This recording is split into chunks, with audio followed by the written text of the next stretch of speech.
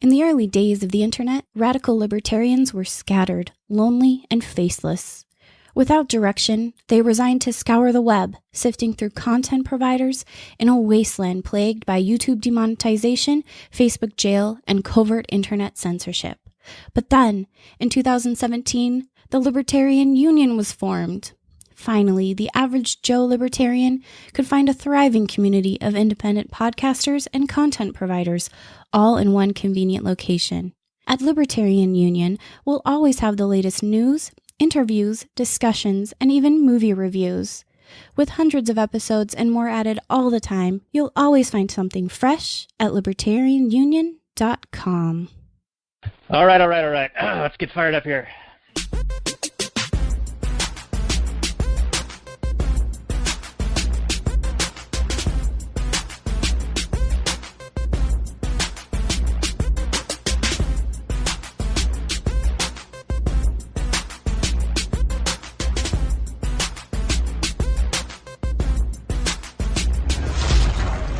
Maximum freedom.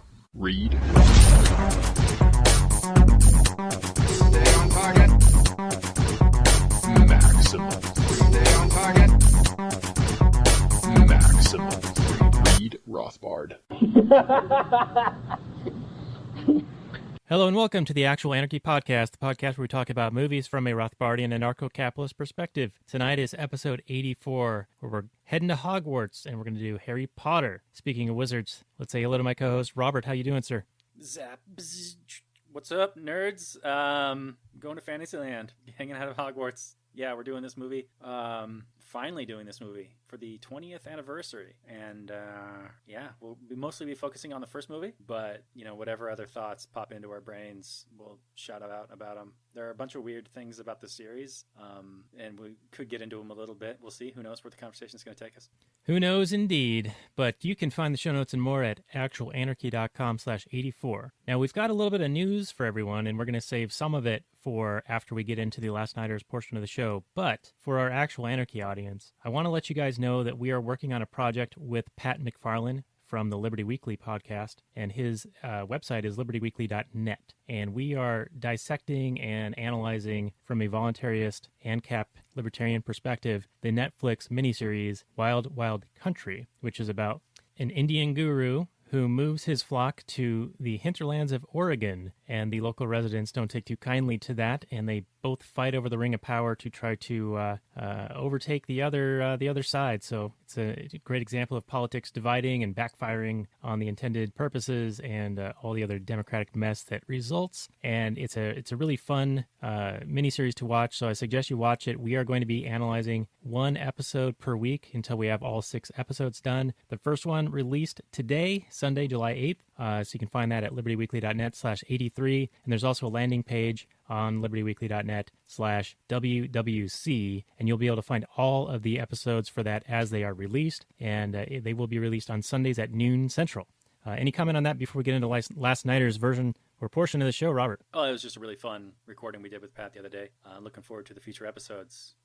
The discussion is really interesting. That series has just a bevy of topics to discuss, and the fun thing is that I don't think we're all going to agree on it. It's, even though we're all pretty much hardcore libertarian ANCAP types, voluntarists, you could fall on different sides of the debate, so it's a fun one. Yeah, one of the great things about Pat is he is going through the bar exam, so he's about to be a lawyer, and so he's got a bit more of the legal perspective, where we've got more of the layperson perspective. And all in all, it's really good stuff. It's a lot of fun, and we really enjoy being on with him. So do check that out. It's a lot of fun. Yeah, so let's get into this show, Daniel. All right, without further ado, oh, it's magic. Yeah, no.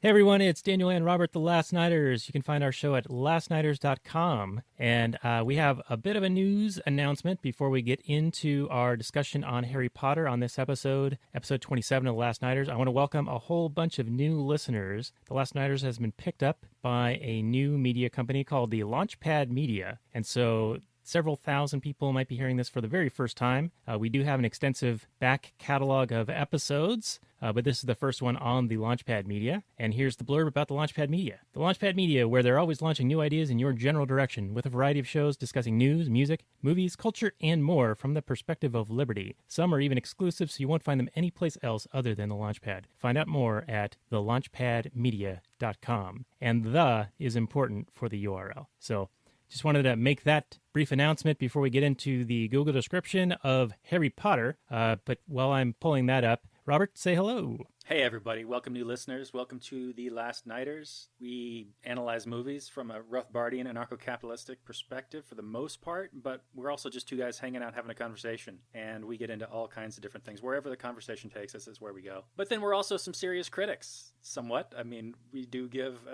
like a score at the end, and yeah, it's usually a good time. So check it out. You're checking it out right now. Thanks for listening. Yeah, and again, you can find that at lastnighters.com, where we do real unconventional analysis from a free market perspective. And as we are prone to do, we start off with the Google description. So here we go. Harry Potter and the Sorcerer's Stone came out in 2001. Fantasy action over 2.5 hours long. 7.6 on the IMDb, 64% Metacritic, 80% Rotten Tomatoes, and 95% of the Google users like it. Here is the description. An adaptation of the first J.K. Rowling popular children's novels about Harry Potter, a boy who learns on his 11th birthday that he is the orphaned son of two powerful wizards and possesses unique magical powers of his own. He is summoned from his life as an unwanted child to become a student at Hogwarts, an English boarding school for wizards. There he meets several friends who become his closest allies and help him discover the truth about his parents' mysterious death. Came out November 14th, 2001. Director Chris Columbus. Music composed by John Williams, and a box office of nearly $1 billion.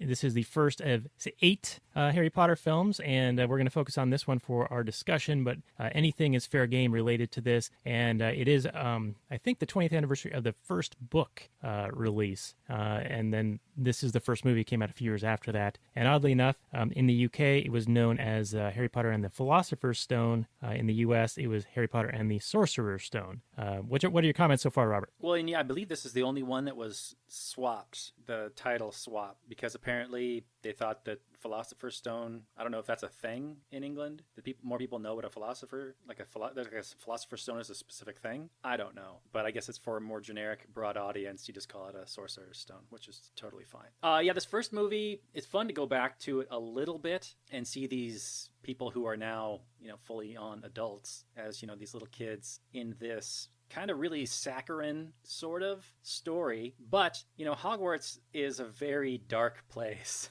There's not only a bunch of evil stuff going on, but it's also just a very dark world that these people live in. I mean, you've got this magical school, which is apparently the best in the world. And like wizards' parents don't even think twice about sending their kids there, where you could be violently murdered at any time, where the groundskeeper apparently loves to torture little children. At one point he talks about how he laments that he doesn't hear the screams of young children anymore because they used to hang people by their thumbs. And then not to mention the fact that there's monsters not only roaming the whole school at any given time. There's a big 3-headed dog in the school, but then there's also a troll at one point. And of course it's not supposed to be there, but it didn't seem like there was a whole lot that it took to get it in there. And then in the forest there are just wild monsters, just roaming about. And it's not like there is a wall separating, sort of, but it's not like there's armed guards or spells to keep out these monsters. It seems like they could just wander in at any time and eat somebody or murder somebody. I don't know, Daniel. It's if I had a kid that was magically inclined, I don't think I would send my kids to Hogwarts. And I think if I was, I might think of myself as a bit of a bad parent. Not to mention the fact that the Quidditch game seems to be all about bludgeoning each other and possibly killing each other. I mean, all you're trying to do is knock people off their brooms at 100 feet up in the air. I don't know, man. The whole thing. I mean, I know it's a movie and you got to have tension and action and conflict and stuff like that. But when you got 10-year-old kids, you put them in essentially what is a deathmatch blood bowl, and you call it a school. Have fun.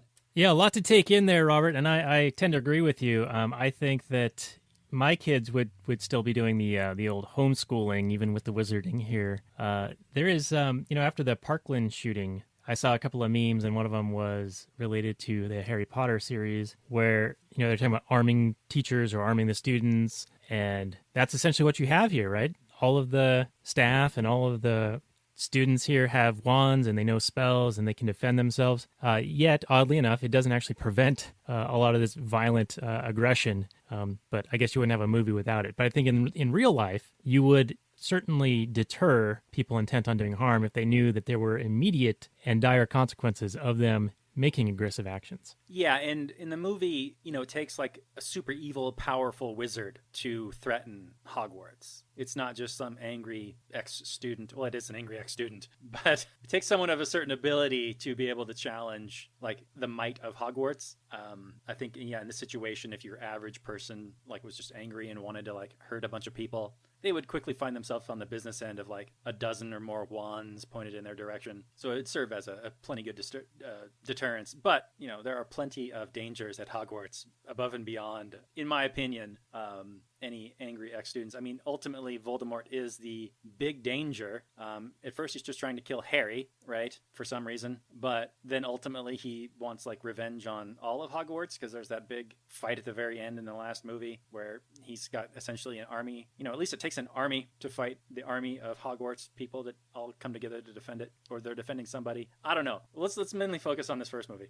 All right. So speaking of this first movie, did you find this movie to be sort of borrowing bits and pieces from various prior fantasy and fairy tale and other fantastical stories? It seemed to me like this was J.K. Rowling essentially being a rap artist, taking bits and pieces and lyrics and riffs and things from other places and then making her own story.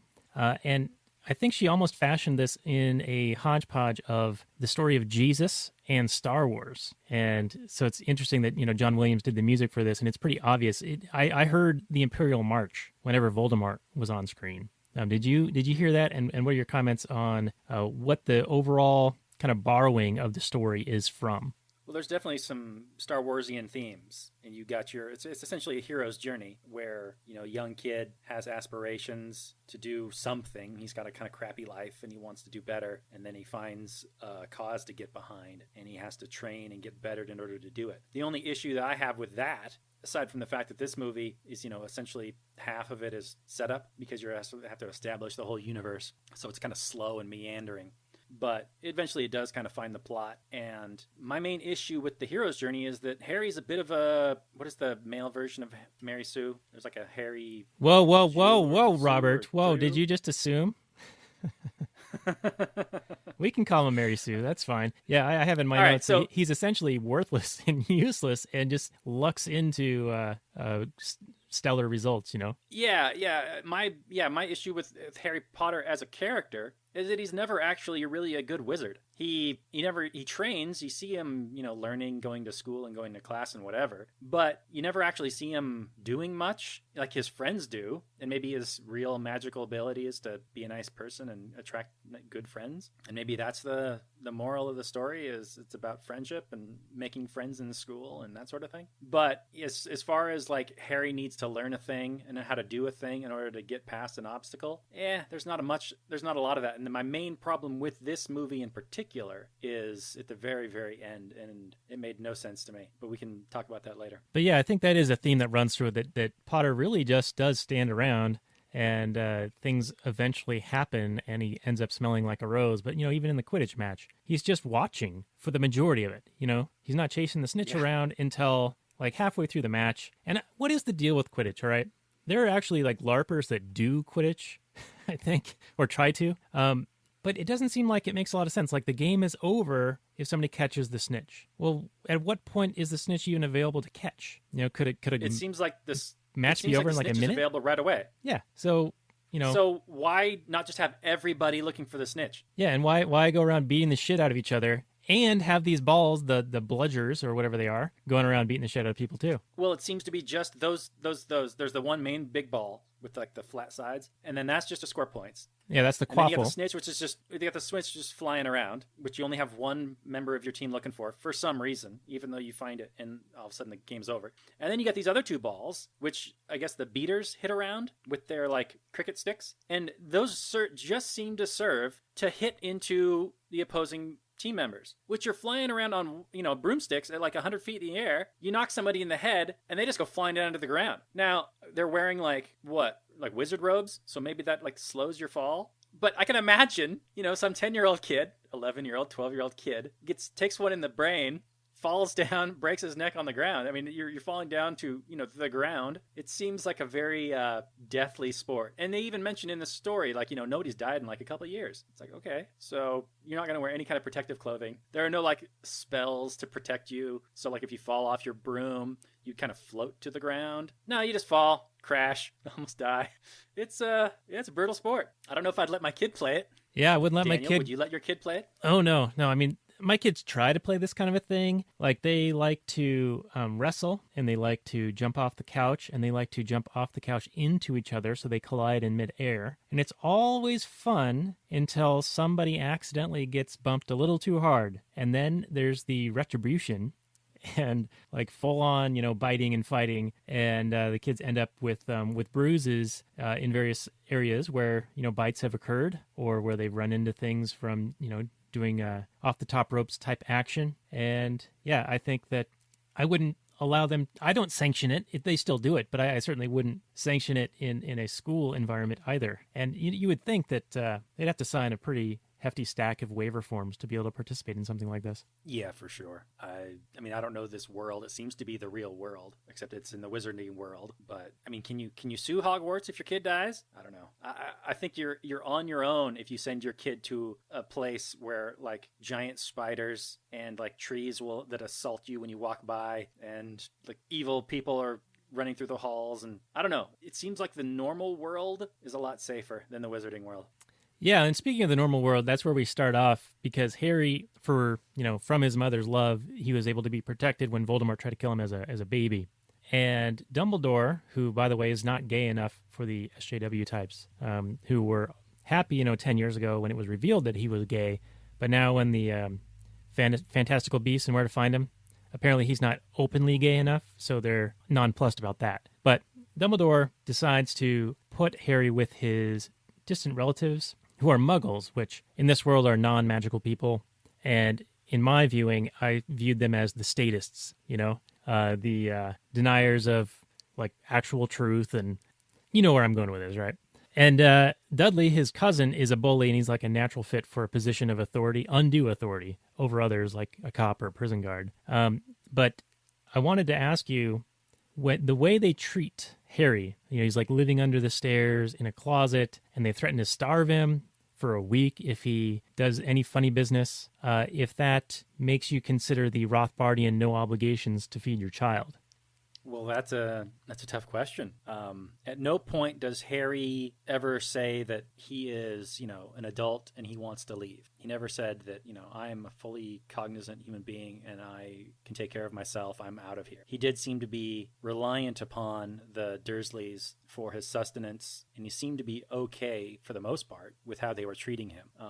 Now, that doesn't necessarily mean that it's right or okay. You can indoctrinate, you can kidnap, you can put a kid in a locked room. In fact, there are stories that come out from time to time about children that are essentially chained up in, a tiny room, and it sounds like a horrific, prison type situation. And this is sort of similar. I mean, there's a plot point where the Dursleys, the father prevents Harry from getting any kind of mail, because at first they are in complete denial that Hogwarts is even a thing, that magic is even a thing. But I'm not really clear on why. Were they trying to protect Harry from this magic stuff? Did they think that his parents were like delusional and that it doesn't really exist? But then why talk about the funny business and actually admit that it's happening? The whole thing was kind of confusing and muddling to me, exactly what they believed, what they were trying to accomplish, whether they were trying to protect Harry or mistreat Harry. It seemed like to me that they didn't like Harry at all. And here's somebody offering to take Harry from them. It seemed like they would jump at the chance. Here, take this kid off our hands. We don't like him. But no, they didn't. They tried to shelter Harry from this Hogwarts stuff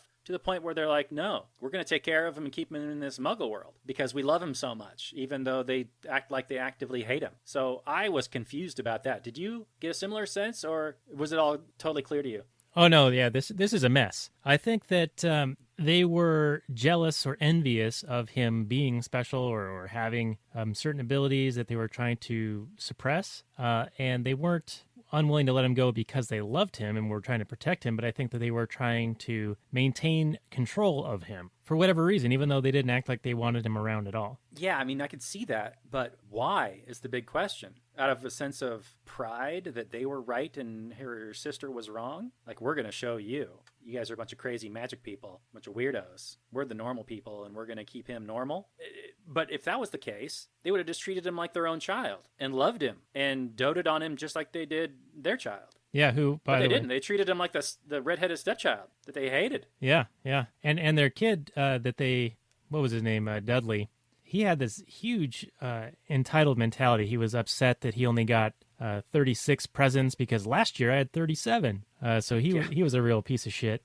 But, For sure. It doesn't make a whole lot of sense. Now, Dumbledore put him there. He placed him there because in the wizarding world, Harry was famous. And Dumbledore thought that, or seemingly thought, that Harry growing up not knowing that he was famous was probably better off for him.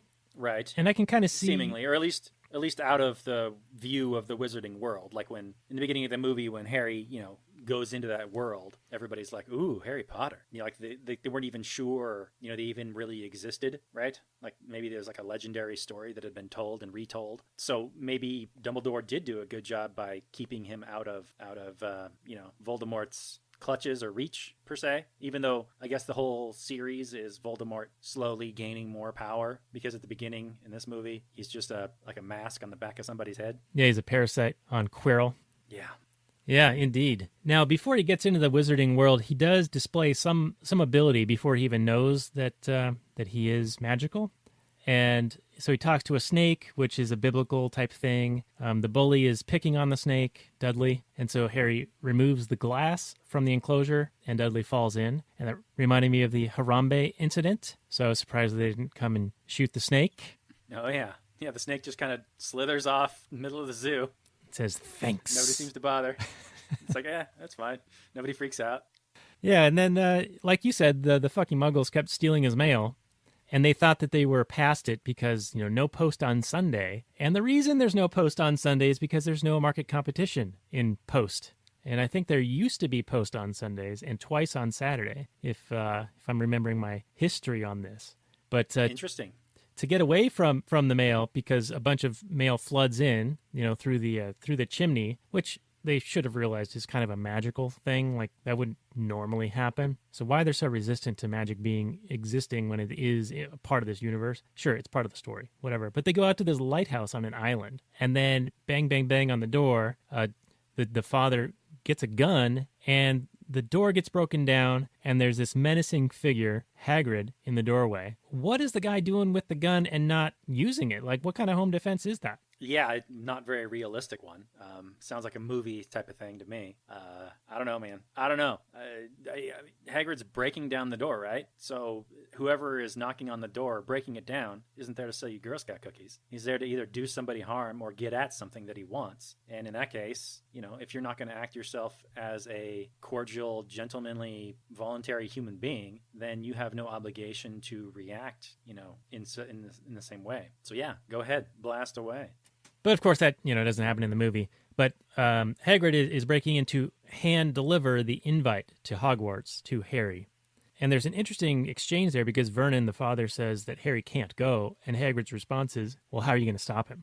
And that reminds me of discussions we've had where, something may be immoral or a violation of the NAP or something along those lines. But how are you going to legislate something when there isn't a top-down government? Like we've talked about, abortion.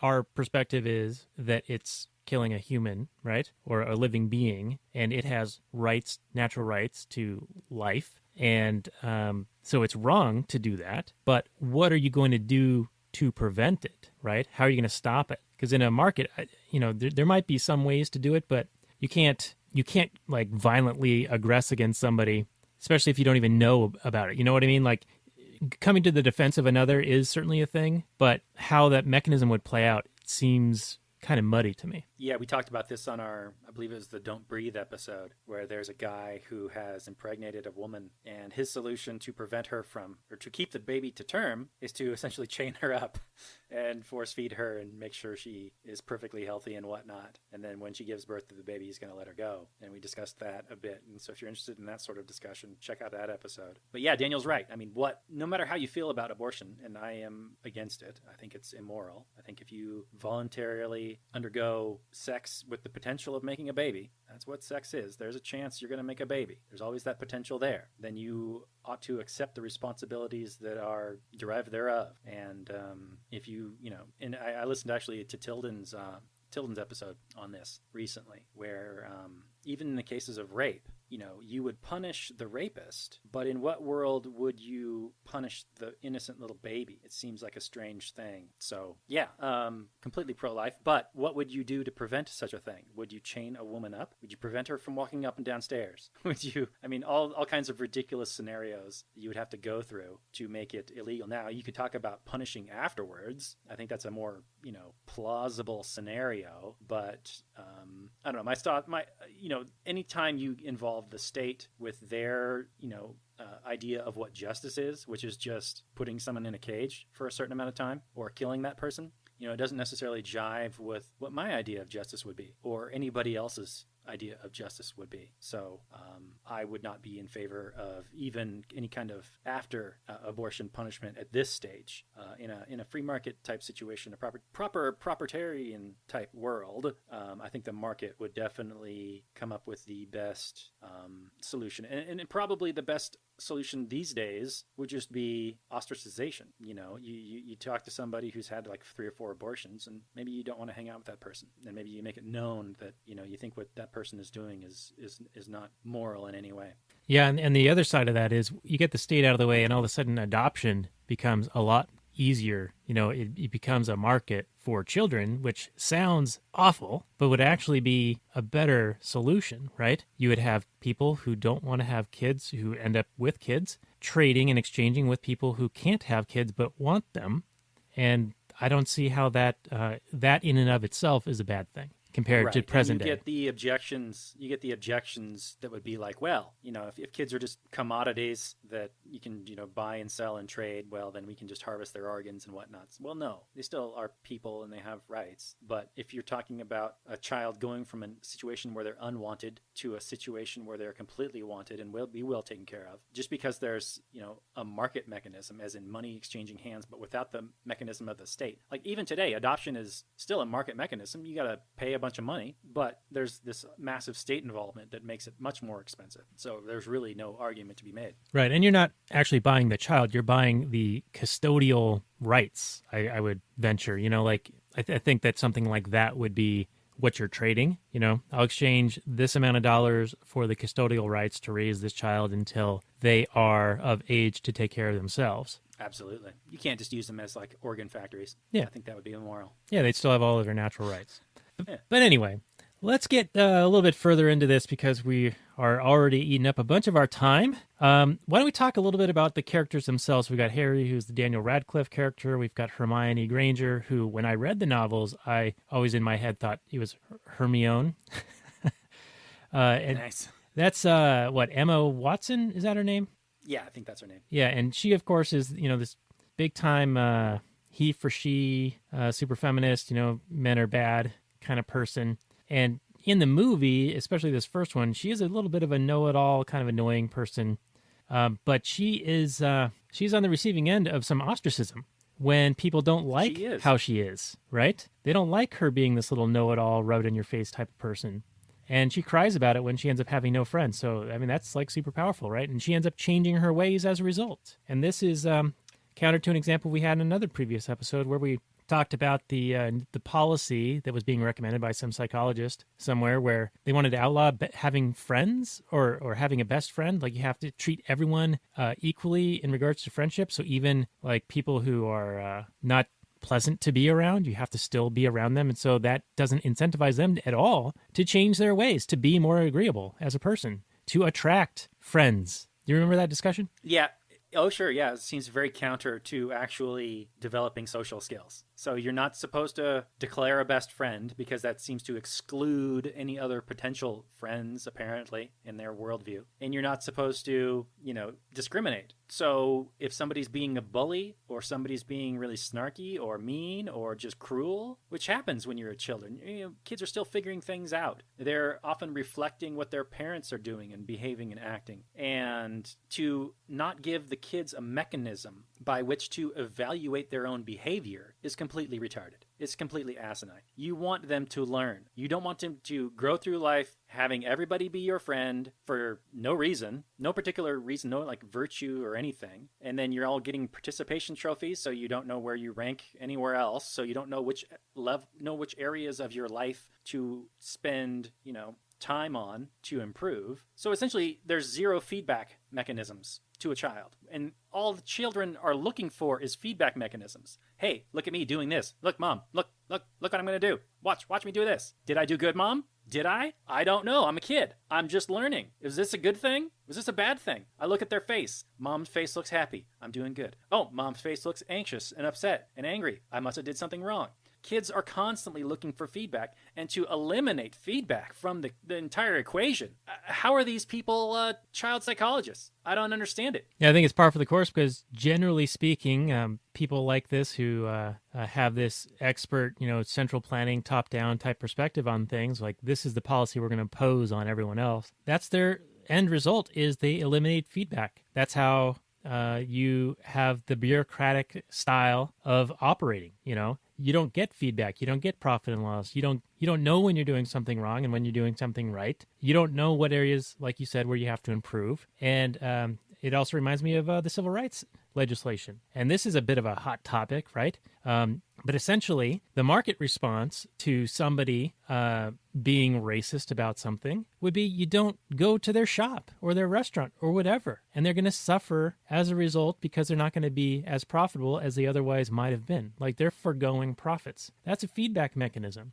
But when you force everyone to associate with each other, you sort of eliminate that. And so people have to repress those feelings and hide them. So they can't be open about it. So, they're probably going to treat you worse in other ways. Right. Now, there is one method for governments to get feedback. I mean, there is the voting method, which is a big giant blarb of nothing. It tells you almost zero about anything. But then there's also the bloated, super long-term, we'll just commission a study to find out if this program's working or not. And we'll find out in about 5 years. And we'll spend more money to tell if that bloated government program worked after about 5 years. And then we'll decide. It's not the same as a market mechanism where you get that immediate response, that immediate feedback of people willingly, voluntarily handing over their dollars to you or not.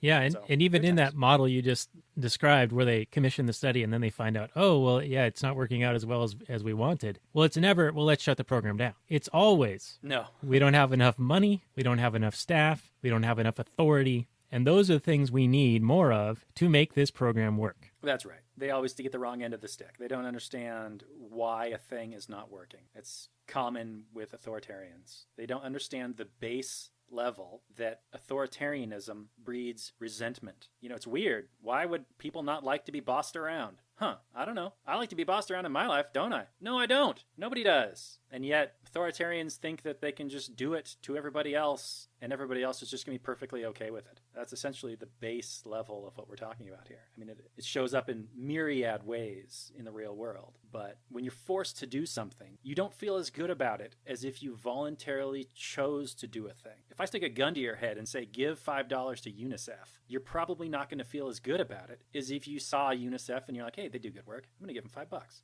probably a little bit better feeling there in the feels. Well, and no act can truly be virtuous unless it was voluntarily made, right? And of course, it's easy to be conspicuously spending of other people's money. These are sort of derivatives of Rothbard quotes. But essentially, if you're not choosing to do it on your own, then you don't get the attaboy, you don't get the pat on the back. And that's one of the disconnects with voting for politicians who promise all of these things, is that it almost absolves you of the responsibility of doing something good for others on your own, because you've already voted for somebody who says that they're going to go do it for me. And it's already taken care of, right? So if anything, right. It disincentivizes good behavior. Certainly. certainly it does. And the idea that voting is any kind of feedback mechanisms for politicians on whether they're doing a good job or not, like any particular policy, is hilarious. I mean, all it is a general good or bad. It's not like direct feedback on policy X or policy Y, even if people did appreciate those policies or not, which I would unilaterally oppose almost every single one of them. Anyway, we should probably talk about Harry Potter in our remaining time. Yeah, we are running low on time, and we're flogging this bureaucratic stuff here. All right, so let's talk more about the troll, because the troll, I had a couple of fun notes on that. So the troll gets let in by Voldemort, or Voldemort's vassal, and the troll is in the dungeon, right? And he's so stupid that he ends up confused about his gender and goes into the girls' bathroom. Yeah, sure does. And Hermione's down there crying her eyes out because of her friends from the ostracism thing that we talked about earlier.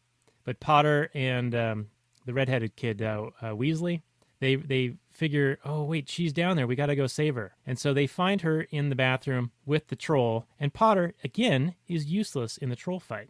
But then when the professors show up and the troll's like knocked out with a wand up his nose, Hermione lies to the professors and is like, oh, I went down here on my own because I thought I could take on the troll. So my question to you is, why did she bother lying when the legitimate story was fine? She could have just said, oh yeah, I was in the bathroom. The troll came down. My friends came to try to save me. Like, what benefit is she seeking to achieve by lying in this instance? Yeah, it seems like maybe there was something lost from the book to the screen. I really don't know. It's not like she was hiding any particular thing. Like she was in the bathroom for some nefarious purpose. She was just in the bathroom crying. People do that. It's a thing. It happens. When you want to have a good cry and you want to be alone, oftentimes you'll go to the bathroom and go in a stall and lock the door and just sit there and be by yourself having a think and a cry. It's okay. I don't know what she was hiding. Yeah, I feel like it was just a plot device to give her a reason to overcome the ostracism, to like have sacrificed herself in front of them in a way to like earn their pity? I don't know. Oh, right. As opposed to saying, hey, they made me feel bad, so I was crying, instead of saying that. So then she kind of like gets it back in their good graces. Right. But you think that, I don't know. I think that the real story would have been just fine. Oh, these people came to save me. Look how great they are. I'm very thankful to them. Yeah. Seems like that would be a good idea. I don't know. I think you're writing a better movie. Oh, well. But hey, let's wrap it up in the few minutes we have remaining. I have a few points to make about the final act, the final showdown. So Harry and his friends have gotten past the dog, and they've gotten past the strangling vines, and they've gotten past the chess match. And Harry is confronting the Defense of the Dark Arts teacher, who is this evil turbaned guy, and he touches him and burns his skin. And the audience is going, what the hell's happening? I didn't know Harry had Devil Hands ability. He never casts a spell to say he's got like Devil Hands. But then after the story's all done and after Harry murders the guy, turns him into like ash, Dumbledore comes along and says, oh yeah, you know why that happened? And Harry's like, no, I didn't know either. And by the way, delaying the explanation completely takes the audience out of it. Like, we have no idea why this is happening, so all we can do is just sit back and watch. We have no, like, emotional investment. We need to know what the main character is capable of, why he's trying to do a thing, why he succeeds in doing a thing, in order to really get invested in what's happening. If we don't know what's happening, we're just like, well, I'm just watching sound and motion, and I'm just experiencing whatever it is. But then we get this ex post facto justification, essentially, that it was Harry's love, that he was loved by his mother, that allowed him to touch this guy and essentially murder him with his hands. So my question is, has nobody that's been loved ever touched that guy before? He's never shooken hands with anybody who has ever been loved? He's never been brushed up against anybody accidentally that was ever been loved? Or is it just Harry? Because we're never given that explanation. Is it just love in general? Or is it only Harry's specific love that Harry's specific magical mother, parents, whatever, imbued in him somehow that we see or don't see off screen? Do you have any ideas on this, Daniel? Yeah, it is very confusing, and I want to quibble with you on the word murder. Sure, the Quirrell guy dies as a result of his Medusa-like abilities to turn him to stone and ash and dust and whatever, but he did not intend to do it, so I don't think that there's murder there, even though he was being attacked and was perfectly within his rights to defend himself. He wasn't defending himself. He was just being useless, you know? So I don't think it's necessarily a murder situation. But I think the premise is that his parents were both powerful wizards, even though they got killed almost immediately by Voldemort.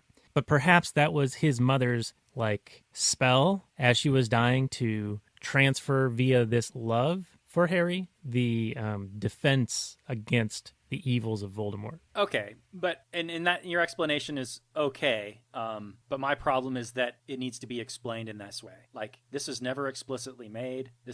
The audience never sees this. When it happens, we need to get this weird ex post, justification, like, explanation. It's not an ability that we know Harry has at all. It's not something he struggled to get, to train. He just defeated the Dark Lord guy because, well, he's Harry Potter, and he's special, just because. All he has to do is touch the guy, and the guy dies. Well, how is that like a heroic moment for anybody that is, like, training to be a wizard? He didn't need to train at all to defeat this guy. He could have just walked in day one, touched him with his pinky, and the guy turns to ash. Done and done. No muss, no fuss.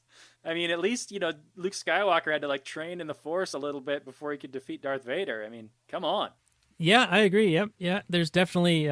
not a whole lot that Harry had to do, and it goes back to our running theme of Harry just kind of stands there and doesn't really do anything. But Hermione sacrificed herself, or at least her reputation, in front of the professors for them. And then Ron Weasley sacrifices himself in the chess match. So I think that the theme of the first movie is about sacrifice, right? And friendship, right? Being there for each other, developing relationships. By the way, the Ron thing, he's on the knight, right? He's riding the chess piece. Yes. Why stay on the chess piece when he knows that the queen is going to take the chess piece, his knight? Why not just get off the horse? There's literally no reason. And say knight to e4, and, bingo bango, you're done. And then hop off. Yeah, well, no, there had to be a scene where he falls unconscious for some reason, because then who knows? I mean, it's not like he was in... I don't know, man. This movie, it's one of the lighter, fluffier Harry Potter movies, the first two. I think they're the two done by Chris Columbus, and then another director takes over the third. I could be wrong about that, but I remember at one point there's a serious turn to, like a serious dark feel. I think it's with The Prisoner of Azkaban, whichever one that is. But yeah, I don't know, man. Harry just seems to kind of go along. He's just kind of there, and it kind of disappoints you. You kind of want the protagonist to, do something. At one point, he gets the key, the magic flying key thing from the room full of CGI flying keys. I have problems with that. But the flying keys. Well, yeah, it's terrible. There's no tension in that scene. There's no emotion on the characters. There's no struggle. He just gets it, and then Harry put it in there, and then they leave, and then all the keys, like, slam up against the door. What's your issue with that story, real quick? All right, so not only is the CGI kind of terrible in this movie, and really the only magic is the illusion, sleight of hand magic of making us think that Snape, the sheriff of Nottingham, is the bad guy, when it's really Quirrell, because they do the distraction thing, right? But yeah, the misdirect, Yeah, the misdirect. But the keys stab into a heavy oak door and stick into the door. But just moments before, they're flying around, quote-unquote, attacking Harry, and they don't stab him, they don't cut him, maybe a little bit, but it's not, like you said, there's no real danger happening. There's nothing really happening other than a bunch of CGI action flying around the screen. Yeah, I got to completely agree with you. There was zero tension in that scene. It just seemed like it was wasting time until they got through the door. There was nothing Harry had to do. All he had to do was fly around on his broomstick, essentially in a replication of him finding the snitch. So we know that that's like his ability, is that he's a good seeker. But there was no emotional response from any of the characters, and it seemed like a Jar Jar Binks kind of CGI moment. It just looked terrible, and it was a terribly done thing. And I'm sure Chris Columbus isn't super proud of it. I'm sure he wanted to do that scene better. I'm sure if they ever remake these movies, hopefully it'll be done better. But in our closing moments, unless you've got something else, I really want to ask you, what the hell is the point scoring system in this movie? Oh, for the houses? At the end of the movie, Dumbledore, he's like giving 5 points here and taking off 5 points there. And then he's like, I'm going to give you 55 points here and 50 points there, and then take away. It's like, it seemed to be completely arbitrary. Just whatever he was feeling like in order to make Gryffindor win. That's what it seemed like to me. Yeah, in watching this, I was like, man, you're like sort of doing the Rico thing where you're punishing the whole group for the actions of individuals. But then I sort of reconsidered, and I was like, well, if they know about it up front, then maybe it's okay, right? Because they're choosing to associate with each other in these houses, or I don't know. I mean, they got randomly assigned by the hat, but they do have a bit of a relationship with these houses, right? And so it's a way of having social pressure to keep each other in line, right? because if Right. the whole group, the whole fraternity, the frat house is going to be upset with you if you cost the whole group something. It sort of makes a bit of sense. But yeah, you're right. Dumbledore was just sort of willy-nilly, especially at the end, where the Slytherin have won, but he just puts his thumb on the scale and is like, oh, well, Hermione Granger, 50 points. Ron Weasley, 50 points. Harry Potter, 50 points. And now they're tied. And then he gives, who's the dumb kid who keeps screwing everything up? He gives him 5 The guy points. they turned into a stone or whatever. Yeah, for standing up to them, right? Which, by the way, was assault, brother. Hermione froze him, made him paralyzed when he was trying to stop them. I mean, that violation right there. But anyway, he got 5 points for that, and so, of course, they win. But it was almost like, who was that referee in the NBA who was, like, taking bets and, like, controlling the outcome of the game? Tim Donaghy. Oh, yeah. It's like that. That's what Dumbledore's doing. Yeah, he was definitely in the tank for Gryffindor. I mean, I don't know if Gryffindor slipped him, like, I don't know, whatever Dumbledore wanted, but he was definitely on their side. Even though, I mean, we know that, any one house isn't, like, evil or good or superior to another house. I mean, these are just arbitrary distinctions that this hat makes. So it's not like, I mean, yeah, what's his name is in Slytherin. What's his name? Draco? Malfoy? Malfoy, yeah. So we know, like, the bully is in Slytherin, but other than that, it's not like Slytherin is inherently an evil group of people or whatever. It didn't make any sense to me. It just struck me as bullshit. Well, she just wants the Gryffindor to win because that's the protagonists, and for no reason, whatever. Fine. It's a kid's movie. Enjoy. Yeah. Now, I did want to bring up one other thing before we get into our final summary and review, and that is the, climactic Darth Vader scene where Voldemort says to Potter, "There is no good and evil. There is only power, and those too weak to seek it. Together we could do extraordinary things," which is almost verbatim the Vader offer. Indeed, yeah. I mean, they have similar kind of character arcs, I would suppose, right? And have similar reasons for doing what they do. Although I'm not as clear on Voldemort's. I'm not as big a Harry Potter fan, so I don't know exactly his motivations. I know he went evil. He sought like forbidden knowledge, right? And that's why he did what he did. I don't know. Like there's like a dark side to the magic. At one point in this movie, they talk about him going to the dark side. So it's very Star Wars-esque. And I guess Darth Vader did too. He also wanted some kind of like forbidden knowledge that the Jedi wouldn't allow him to search for, is basically, how to keep people alive and that sort of thing. And that's why he went to the dark side. So yeah, I guess some serious parallels here. Although I think Darth Vader has a nose. Although Voldemort has a nose in this movie too. So I don't know where he loses his nose. Yeah, I've seen a bunch of memes about, at least I've got a nose related to Voldemort. Yeah. And one final question for you. The spell that Dumbledore put on the Philosopher's Stone, which, like you just said, it does allow for more of a life force, right? Because previously Voldemort has had to live off of unicorn blood, drinking the blood of unicorns to be able to stave off, dying. Dumbledore had said his neat trick was that the stone could only be found by someone looking for it, but who would not use it. And because Voldemort was going to use it for evil purposes, it's essentially the Ring of Power, right? And this reminded me of Ron Paul a little bit. I mean, he was a guy who ran for president, or Adam Kokesh, who wants to run for president to shut down the federal government. I can see them, being able to find it, but not intending to use it for aggressive purposes. You know what I mean? Sure, yeah. I mean, the only person you can trust with power is somebody who doesn't want that power. Someone who seeks it out is, by their own actions, declaring themselves to be unfit to wield it. Because despite your noblest intentions, power is going to corrupt you. So someone who does not want the power, someone who will reject it, is the only person who is suitable, I guess, to have it. But, it's like you said, you elect Ron Paul, and then he's just like, well, I'm not going to do anything. He was Dr. No. Or Kokesh, he's just like, yeah, we're not doing this anymore. Now, regardless of whether or not that he's going to succeed, that is what we're talking about here.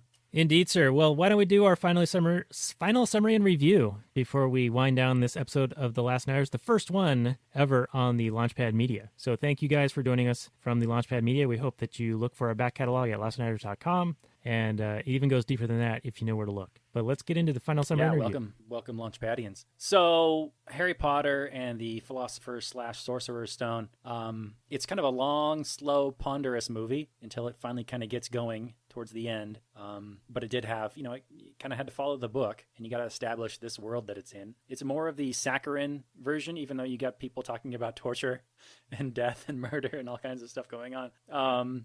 But, I got to give him credit. Kid actors are notoriously terrible. There are a few good kid actors. I can remember when I first saw Dakota Fanning in whatever movie she was in when she was like 10 or something. I was like, wow, that's a good kid actor. And you know it when you see one because there aren't that many of them. And these guys, they got better as they got older, but they still weren't super terrible in this movie. I wouldn't, go around nominating anybody for any awards, but they're watchable. It's not like cringeworthy. You found some decent actors who grew into pretty good actors. So there wasn't anything cringeworthy from that point. The CGI has not aged. There are definitely some tension moments that do not exist. I don't know. Maybe the scenes are better in the book. I don't know. I'd never read the books, but I know that the Harry Potter series is a series that is beloved by millions and millions and millions of people worldwide. And there is a certain amount of magic to the movie and the series because, as someone, including today on this podcast, has said, this book is really about friendship, and it's about the magic of being friends. And even if you're a pretty much do-nothing, like Harry Potter is, pretty much the non-protagonist, through his actions of getting friends who are better at things and good at things, he can still succeed, even though he ultimately succeeds in defeating the bad guy through no fault of his own, which is a real bummer for somebody who's looking for a satisfying conclusion to a kind of a hero's journey type situation. I like my protagonists to learn to do things, or to be able to do a special thing, or to do a thing well, and use that, or learn a new thing that they use to defeat the bad guy. I don't like that it's just some inherent ability that he was born with. I think that's kind of a cop-out. Maybe he does better in successive movies, but anyway, that's a long-winded way of saying that this movie is okay. This movie is about as average as it gets for me. It's not a bad movie, but it's not a really great movie. It's a fun movie if you're a fan, and if you're not a fan, I think you're going to be kind of like, well, this is a kid's movie. Let a kid watch it. I'm an adult. I've got other things to watch.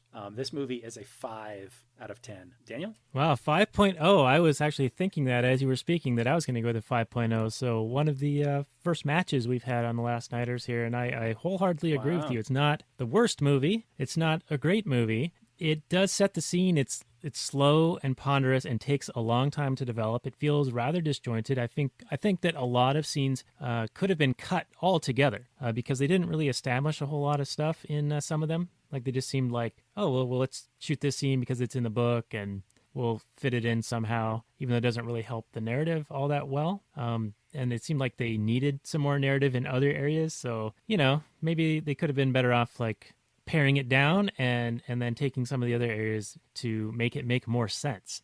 And the CGI, it did not age well. It looks really hokey. We talked in a previous episode about how they're rebooting certain movies, and some of them don't even seem all that old. Like you had mentioned The Matrix might be rebooted, and I think the CGI in The Matrix still holds up for the most part. Harry Potter, not so much. So maybe, just maybe, somebody could look into doing Harry Potter with better stuff. I mean, you'd, of course, lose the child actors. You'd have to get new ones, but, I think that you could make a tighter, better-looking version series of this going forward. So that's my summary and review, and 5.0. So both of us 5.0 on this episode 27 of The Last Nighters. Crazy. Our very first tie score. Right, and I'm only tied because, I didn't want to, then change it after you said your score, because I already had one in mind. So... No, fair enough. I think it's a perfectly average movie. Yeah, so. I'm not going to tip the scales, put my thumb on the scale like Dumbledore might have. Mm-hmm. But anyway, that's been our show, everyone. So thank you, new listeners from the Launchpad Media. You can find more exclusive content at thelaunchpadmedia.com, and you can find our back catalog at The Last Night, or not The Last Nighters, but www.lastnighters.com. We do appreciate you joining us, and we hope that you come back next week, where I think we're going to talk about the movie The King's Speech, which was a recommendation on our Facebook page from a fan/listener. So that is a movie that's currently available on, I believe, Netflix. So if you're a listener and you want to get our analysis of it, do check out that movie on Netflix beforehand, and that way next Monday when our next episode comes out, you'll be prepped and be able to join us as we go through that movie and give you some real unconventional film analysis. And I'll say good night from last night, and Robert can have the final word. Thanks for everybody for listening to this episode, and welcome to our new listeners. Hope you stick with us. If you like this sort of thing, we do this every week, so welcome aboard.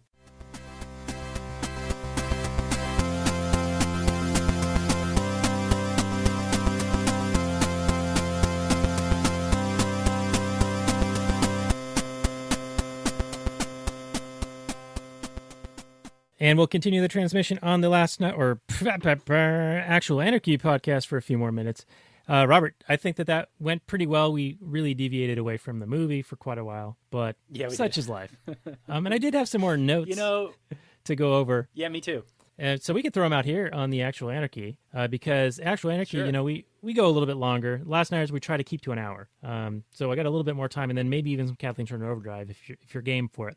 Oh, and by the way, everyone, we did have a whole bunch of pre-show content. This is a new recording setup that we sort of had to resort to, as our previous new recording setup was giving us all sorts of digitization effects where Robert was recording. And so now we're trying something new, but we have like an hour of us fumbling around trying to figure that out. So we'll give you guys access to that if you are a Patreon supporter in the behind the scenes. Way to sell it, Dan. Behind the scenes $5 a month level. And you can find that at actualanarchy.com/Patreon. But yeah, give me a few more of your notes, and I'll give you some of my notes, and then we can get into Kathleen Turner Overdrive after a little while here. Okay, here's something that I forgot to mention, but the chess montage. The chess scene, I understand why they did it the way they did. Okay, it's a chessboard, and and they set it up earlier that Ron plays wizard chess. Fine, whatever, I'm fine with that. But the way they shot it and the way they did it, and I'm sure that it's probably the only way you can really do it, because you can't just show it move by move. But when you reduce the action to a montage, which is what they did, you got a scene, of a chess piece moving across, and then it chops another chess piece in half. It removes any and all tension because the audience isn't able to appreciate the effort involved by the main characters. We don't know if Ron is doing any kind of brilliant moves. We just have no idea. All we see are chess pieces smashing into each other. We don't know if he's making mistakes and like, oh no, I got to correct for this mistake. Oh no, he took my bishop. Oh no, what am I going to do? We're just completely removed from that emotional interaction. So I understand for time concerns to make it a montage, but I would have appreciated a little more tension. That's one thing that's really lacking in the third act and the climax of this film is tension, where you don't know what's going to happen. At least in the strangling vine scene, at least there was a chance that somebody could die or get strangled or whatever. But in the key scene, the chess scene, and in the finale. Nothing. Hopefully J.K. Rowling had learned her lessons. I mean, this is a first book, I understand, but man, I think she just really fumbled on this the third act here. Yeah, I'm gonna agree with you there. Circle gets the square. And the other thing I wanted to mention, and I meant to bring this up in the Last Nighters portion of the show, is that we wouldn't have this series, this book series, this movie series, if copyright laws were as strong as people want them to be these days. Because she did borrow from a lot of different areas, and this movie did make $1 billion, and the whole franchise made several $1 billion. And so that clearly indicates that consumers desire this. And it would not have been possible if intellectual property had been enforced as rigorously as they attempt to these days. Well, yeah, that's true. I mean, I don't know exactly how many people are clamoring for super old stuff to be protected, but she does borrow from, old fairy tales. There are griffins and unicorns and centaurs and, all sorts of fantasy tropes that if, the original creators still owned the copyright, you would not be able to use, much in the same sense that, say Marvel owns Spider-Man and nobody else can make a Spider-Man movie. Then we're stuck with, whoever has the rights to Spider-Man and whether they can make a good movie or not. Well, if we were stuck with only one, this almost happened with, we talked about this in our Night of the Living Dead episode, where the Night of the Living Dead is open source. Essentially, it's copyright free. Anybody can make a zombie movie because of some weird technicality where they didn't put the copyright on the original screening of the Night of the Living Dead title card. It was something like that. And so therefore, we've got The Walking Dead. We've got, love it or hate it. You got, Game of Thrones, where there are ice zombies. You wouldn't even be able to get anything where there's a slow moving, shambling humanoid type creature that wants to attack people, because that would essentially be a copyright infringement on zombies. So we would just be stuck with whatever George Romero wants to make that year until he dies or whatever. But you wouldn't have this bountiful, cornucopia of entertainment that feature zombies. Love it or hate it. But, when people talk about, Disney buying up all the copyrights, it's still kind of silly, because there's no such thing as a monopoly on ideas. Now, there's a monopoly, obviously, on the characters they quote own, but you can't always just come up with a new idea. But yeah, you're right. The way that copyright laws are written, or at least how some people would want them, it does restrict your creative abilities significantly. That doesn't mean that ideas aren't infinite, but you know what I'm saying. Yeah, and I would refer people to do check out that Night of the Living Dead episode that we did sometime last October. I think it was for Halloween. And we also had a related article, and I'll post that article down below on the show notes page for this, which can be found at actualanarchy.com/84. The other thing I wanted to bring up was that there is some reference to Dumbledore being a badass wizard who defeated a dark wizard back in 1945. And I felt like that was telegraphing that, the whole World War II thing and the dark wizard would have been Hitler, and Dumbledore would have been, I guess, Winston Churchill or something like that. And I don't know if I want to, what my point of that is, other than it being sort of subtly placed in the movie. It ties itself to that struggle of good and evil, and so it gives it a bit more of a concrete base, if you follow what I'm saying. Certainly, yeah. I think you're absolutely right. I mean, there's a reason why people call who is Johnny Depp's character in that Fantastic Beasts movie? It's the guy you're talking about. It's the evil wizard that Dumbledore fights and defeats. But they call him like evil wizard Hitler. I mean, there's a reason why. So yeah, I think that was very much intentionally done. Well, all right. Glad I picked up on it. My spidey senses were tingling. Oh, and speaking of the Spider-Man thing that you mentioned, I did see a clip of I want to say a Bollywood version of Spider-Man. And it is absolutely ridiculous. I'll find a clip. Well, everything Bollywood does is incredibly ridiculous, or at least most things. But I'll find that, and I'll post it down below, and I'll send it to you as well, Robert. But why don't we wind this down? So this has been, like I said, actualanarchy.com/84, our episode on Harry Potter. Next week, we're going to come back at you with the King's Speech. So that one should be fun. Neither one of us have seen it yet, so we don't even really know too much about what it's about. But it is a recommendation from a listener. And if you've got recommendations, let us know. You can leave us notes on Facebook. You can send us email at daniel@actualanarchy.com or robert@actualanarchy.com. Or you can leave us notes on YouTube, iTunes, leave us reviews. What's another thing? On anchor.fm/lastnighters or even anchor.fm/actualanarchy, come to think of it. You can leave us 1 minute long messages and we can incorporate them into the show. So if you're interested in hearing your own voice on our show and us responding to your comments, send it our way. We'd love to have that as part of the show. It'd be a lot of fun. So anyway, that's going to be it for me. I'm going to say good night. Maximum freedom, everyone, and join us next week. Peace out, homies.